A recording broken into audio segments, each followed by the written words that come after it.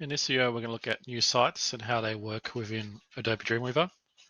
So in the previous tutorial, we looked at how to use a star template. So we're going to use the same thing again. So to do so, select the Create New button, then go to Star Templates.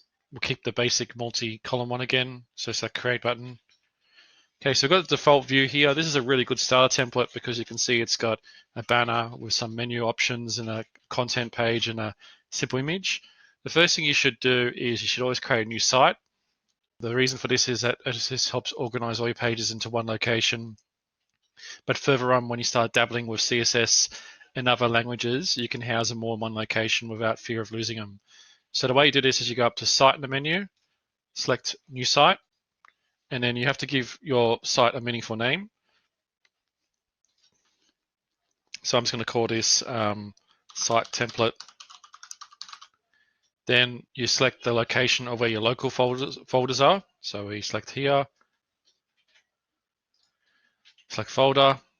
Now it does say in here there's local versus server folders. We're only going to be dealing with local folders at the moment. The server stuff is to do with CSS and other options which we'll look at in future.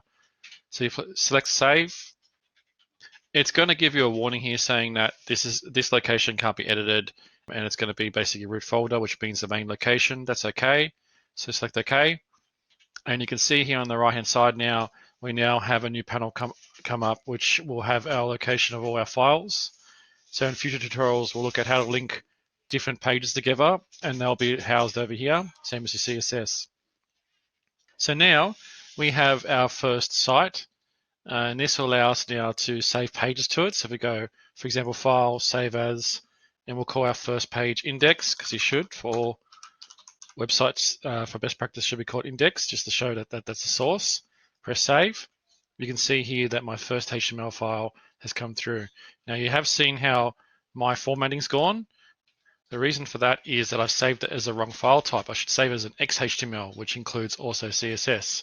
So what I need to do is go to File, Save As, and then this time do .xhtml, press Save, and now it comes back. So there are different file types which we'll look at throughout the different tutorials, but at this stage, you got your first site.